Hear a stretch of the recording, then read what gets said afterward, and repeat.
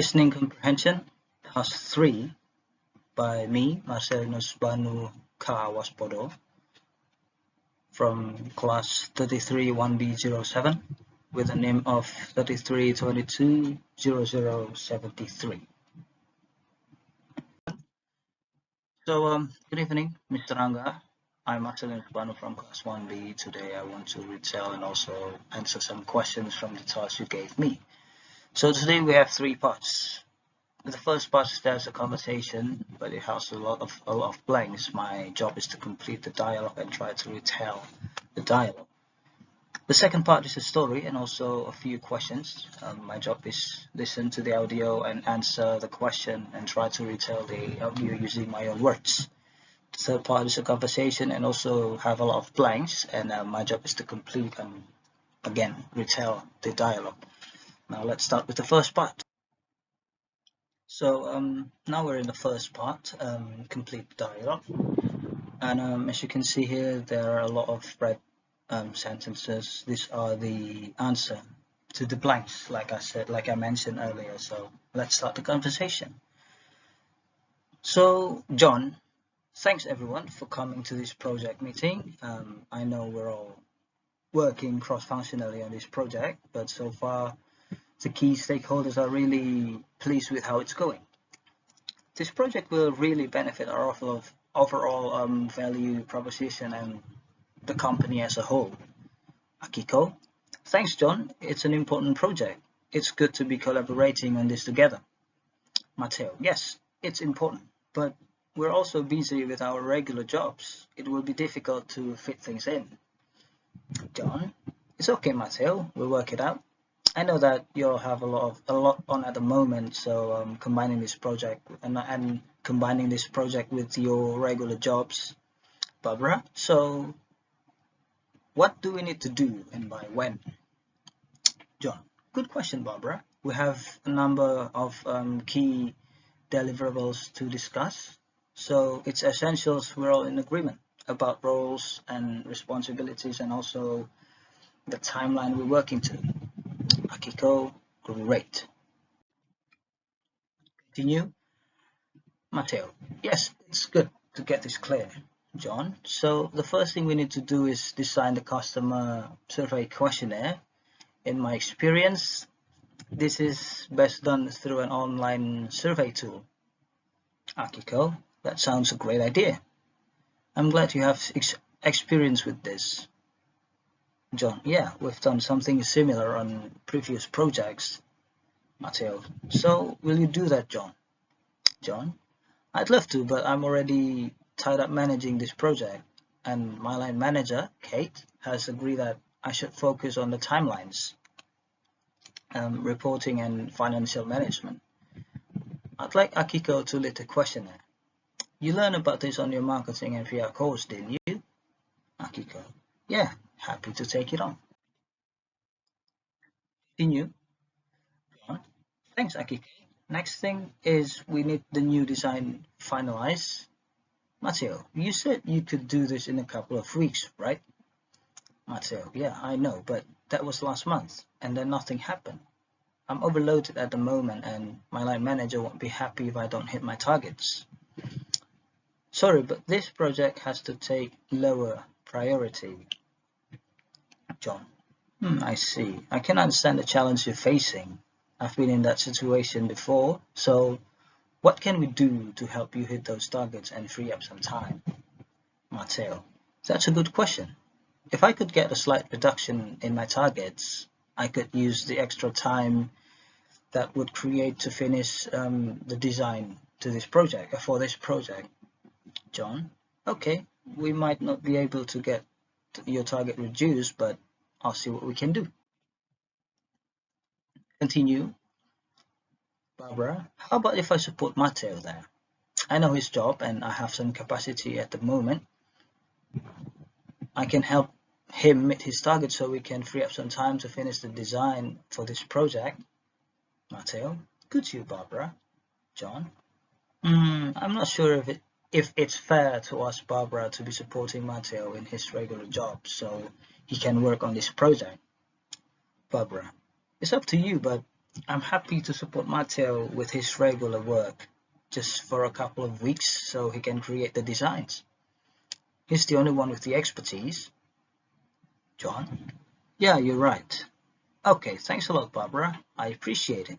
Matteo, would that work out for you? Matteo? Yes, that would work out. Thanks. Okay, you've made it easy for me to say yes. John? Okay, then that's settled. Thanks both. I really appreciate your help in this. So, can you get them done by the end of the month? Matteo? Yes, that should be no problem. Now let's continue to the next part 2. So now we're in part 2, answer the question and retell the audio. Before we start answering the question, I'm going to write the story and read it. Here's the story below. So Stuart and Brenda are having a baby together. Brenda is 7 months old pregnant. Stuart and Brenda still don't know if the baby is a boy or a girl. The doctor had asked them if they wanted to know, and they said no. They do not want to know because they want it to be a surprise. They think it will make the day of the birth more special. Their friends and family do not approve. Stuart's mom wants to know the sex of the baby because she wants to know what color bib to buy. If it's a boy, then she will buy a blue bib. If it's a girl, then she will buy a pink bib. Stuart's mom has been nagging him to ask the doctor about the sex of the baby. Stuart decided to listen to his mom's suggestions. Well, of course, Brenda is furious. He tells Stuart not to listen to his mom. Stuart is conflicted. He loves his wife, but he also loves his mom. Stuart decided to secretly go to the hospital to ask the doctor for the informations. And the doctor tells Stuart that the baby is a boy. Stuart tells mom the news. She is happy. She goes to the store to buy a lot of blue clothes. Stuart tells his mom that she can't tell Brenda, and Stuart's mom agree. The next day, Brenda has a baby shower. Stuart's mom is also invited. When it's time for Brenda to open the presents, Stuart's mom hands hers. Brenda slowly opens it. It's a blue backpack. At that moment, Brenda knows he's having a boy. So, above is the story. Now let's start answering the question. I'll type the question below. Continue. So, these are the questions from the story above, and also the answer, but I'll type the answer on the next slide. So the first question is explain the reason why Brenda and Stuart don't want to know the sex of the baby.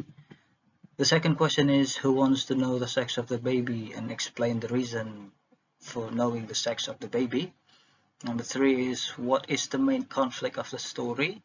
Number 4 is what is Stuart's solutions for the conflict. And number 5, retell the story using my words. So let's continue to the next slide.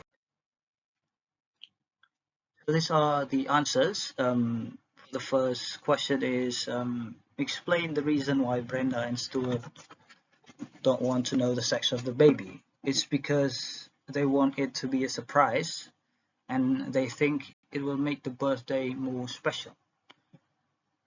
Number 2, who wants to know the sex of the baby and explain the reason why?